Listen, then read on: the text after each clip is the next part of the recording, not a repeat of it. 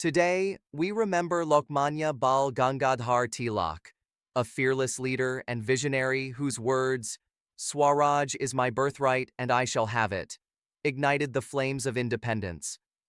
Through his writings, oratory, and relentless activism, Tilak awakened a new sense of pride and purpose among Indians. Join us as we revisit the life of a patriot who laid the foundation for our nation's struggle for freedom.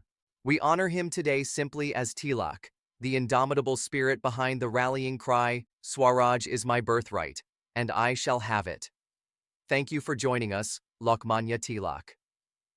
Namaste, I am honored to be here on this extraordinary forum speaking across time. Thank you for inviting me. Sir, let's begin at the very beginning. Tell us about your childhood and your family in Ratnagiri. I was born in July 1856 in Ratnagiri in the Bombay Presidency of British India. My childhood name was Keshav. My father, Gangadhar, was a Sanskrit scholar and a school teacher.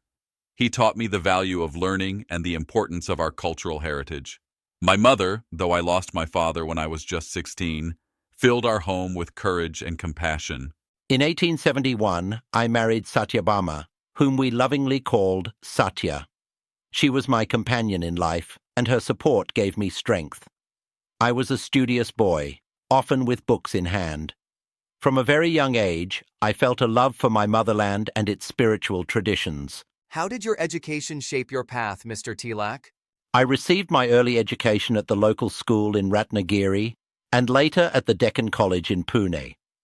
I graduated with a bachelor's in mathematics in 1877 and even completed a law degree in 1879. Initially, I taught mathematics at Pune. However, I soon realized that teaching was not enough. At the Deccan Education Society, which I helped found, we sought to awaken Indian youth with ideas of self-respect and patriotism.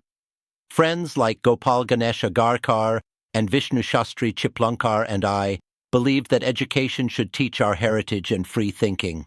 Those early years lit a flame in me to serve my country. And yet you left a comfortable position to join public life. What inspired that decision? I believed that religion and daily life were intertwined. I often said that one should make the country one's family and work not just for oneself, but for humanity and even God. In those days, I felt I could serve my nation more by writing and organizing people than by teaching alone. Who were the figures or events that influenced you as you entered politics? I was inspired by the writings and actions of many. My friends at the Deccan Education Society and Indian thinkers like Jyotirao Phule spoke of justice.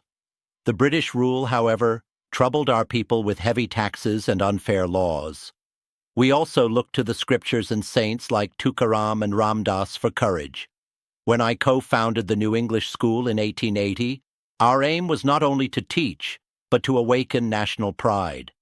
And at the same time, my friend Vishnu Shastri Chiplankar and I started a small newspaper called Maharashtra. It was my first step into journalism, but I soon realized we needed something even bigger, a bold Marathi daily to reach the masses in our own language. This is where Kesari comes in, isn't it? Tell us how you launched Kesari and what you hoped it would achieve. Yes, Kesari. In 1881, with support from my father-in-law and others, I started Kesari, a Marathi daily. The name means lion, symbolizing courage. Through Kesari, I spoke frankly to Indians about their rights and urged them to stand tall. Writing in Marathi meant ordinary people, farmers and laborers, could read and feel that their voices mattered. Kesari became a roar against injustice. You also revived the Ganesh Chaturthi festival as a public event. How did a religious festival become a political movement? Ganesh Chaturthi was originally a family celebration, but the British had banned large public gatherings. In 1893, I proposed we bring the Vinayaka, Lord Ganesha idol, into the streets so people could join in worship together. It was a way to gather tens of thousands of people under the guise of a festival. The songs and the procession became occasions to speak of Swaraj and unity. The elephant god Ganesha, who removes obstacles, became a symbol of Indian unity. The festival, with its feasting and fervor, revived pride in our culture and made citizens part of a national movement. You faced great challenges for your activism, including imprisonment. Can you share what happened during those struggles? Of course.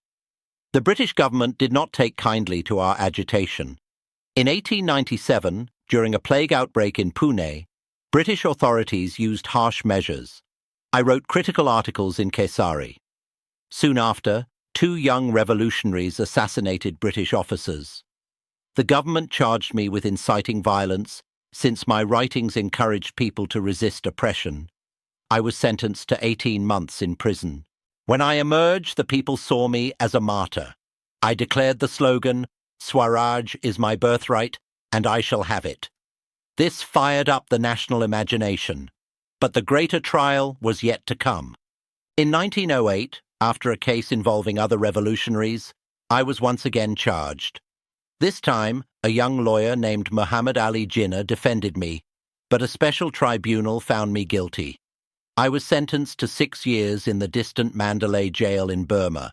In court, I spoke boldly. I said, "I am innocent," and I trusted that Providence would strengthen our cause through my suffering. 6 years? That must have been very hard. Manderlay jail was harsh. I suffered in chains. My health deteriorated. But it was during that time I wrote my Gita Rahasya, an interpretation of the Bhagavad Gita. I kept hope alive. I believed that suffering for truth could awaken our countrymen. Those years taught me patience. When I was released in 1914, World War I had just begun. I actually offered my support to the British war effort, hoping they would see our loyalty and grant reforms. I believed that true change required both resolve and some compromise. Your ideas influenced many. You formed the famous trio Lal, Bal, Pal with Lala Lajpat Rai and Bipin Chandra Pal. You were a vocal advocate of self-rule. Can you talk about your slogan, "Swaraj is my birthright," and what it meant? Certainly. Swaraj means self-rule. When I first spoke it, it was a radical demand. At that time, even asking for local self-government was seen as too much by the British. But I believed India deserved full self-governance. That slogan meant that freedom was not a gift from Britain, but our birthright as a free people. Through Kesari and speeches, I told Indians to believe in themselves. I said a nation needs culture and pride to fight for independence. I often invoked Shivaji, our Maratha hero, to remind everyone of our past strength. People also remember you speaking about the future government of India. Indeed. When asked if I wanted a return to Maratha kingship, I said no. I envisioned a modern federal republic. I said that we needed a genuine federal system where every community was an equal partner. That was how freedom would be safeguarded. I also worked for unity among all communities. In later years, I drafted plans for a Congress where Hindus and Muslims would lead together.